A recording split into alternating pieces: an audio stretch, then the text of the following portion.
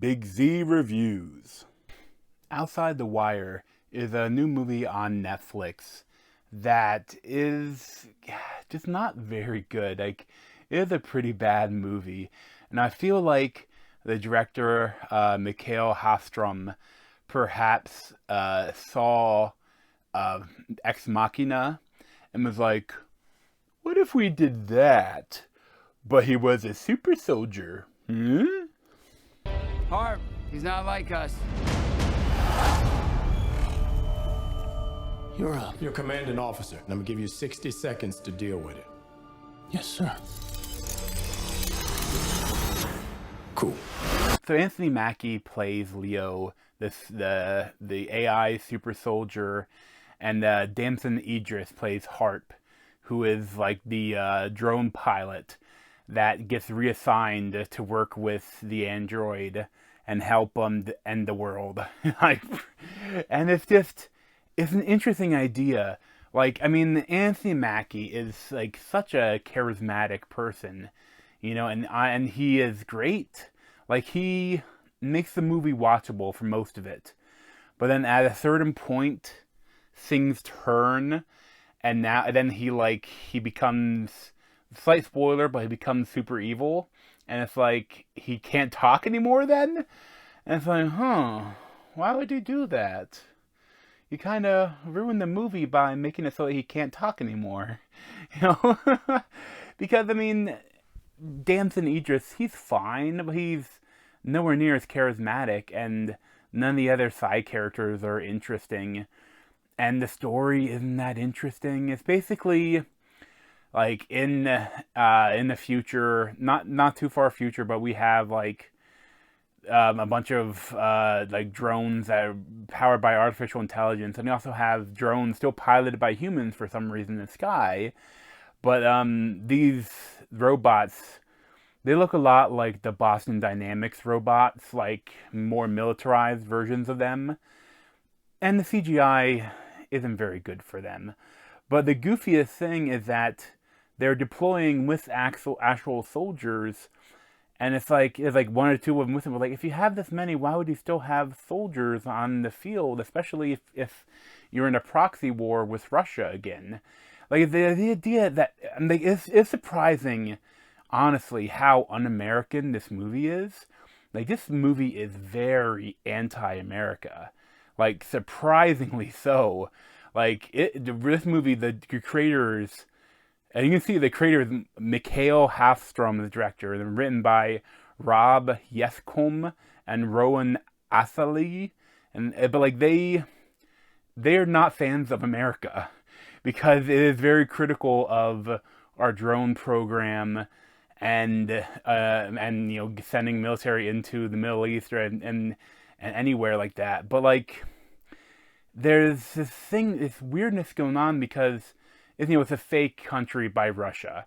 But the idea that there is a very real war that is still slightly going on, mostly over in Syria, and we didn't send troops in because it's too close to Russia and we didn't want to cause a fuss with them, even though they were like gassing their own people. So like somehow we're the bad guys, even though like it's very messy, the narrative of this film. But things get even weirder when you think about Anthony Mackie. He is like, because he is ultra futuristic. Like the actual like military robots, they aren't too far away from what we could do. But Mackie, he is like beyond even what's in Ex-Machina. He is like a fully realized artificial intelligence in a body that is indistinguishable from humans, except that he can make his skin transparent for no reason, really, except to show off that he's a robot. But I mean, the idea is interesting because, like, for a lot of it, it seems like he's really heartfelt, and he cares more about the people he may be hurting than the human Damson Idris, the drone pilot that's probably killed thousands of people and doesn't really care about it. Like, there's some interesting things they could have discussed with it, and they touch a little bit on it, but it's just when the way it ends is so stupid that it just ruins it all. And to talk about that, I do kind of have to spoil it, but if I get there, I'd probably give it like a 4 out of 10. I would not recommend it. Like, the action isn't very good. Like, when you actually do get some of the big action scenes, the camera's like zooming and doing all this sorts of really goofy stuff.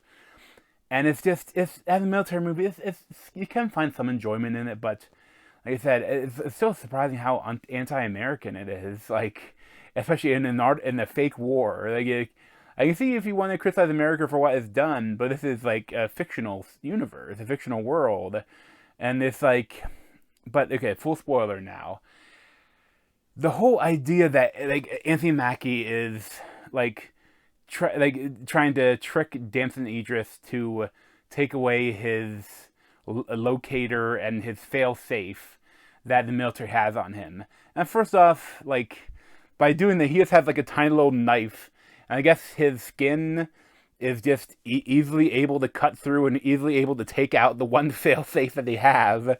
And it's funny, the funny thing too, not really a spoiler, but when they first meet, like they don't set him up. They say, hey, you're gonna be watching this military officer that's actually an AI, and you're gonna have to be the human representing it. And it's like they don't explain anything to him, then how important this is.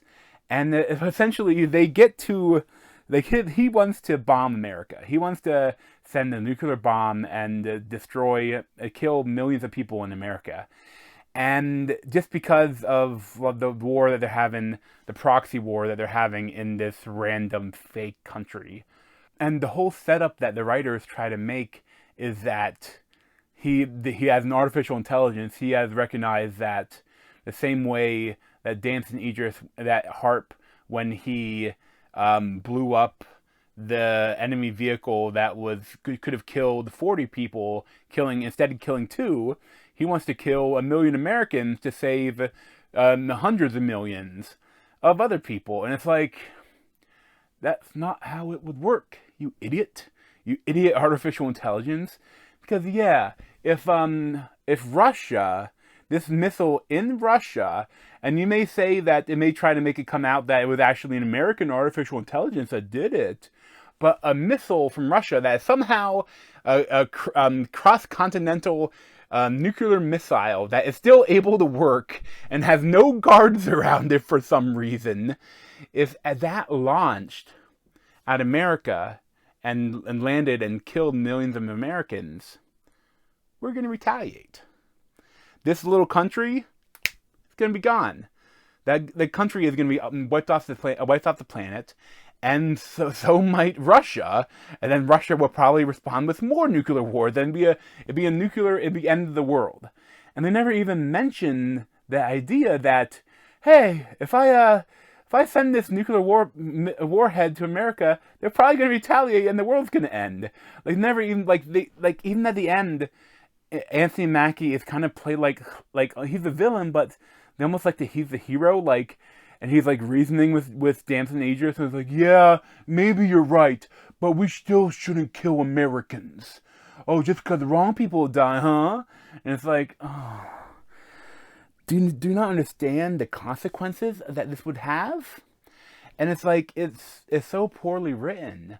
Like, I can't believe no one even mentioned should we mention something about retaliation and what this may actually mean? It's like, no, well, it doesn't matter. You know, it's just stupid. And it's like, and I wish that too. Like I said, like once Anthony Mackie turns evil, like the charisma they have is not used anymore, and it's just the movie is just such a downer once that happens, and it's just not good. And you know, it's like some movies you can see how it could have been better. I can't really see what it could have done to be better. Like I could see it could have been a lot smarter, but it's still kind of a stupid idea. And it feels like something threw together to pitch it after Ex-Machina came out. Yeah, it's not outside the wires, not a good movie.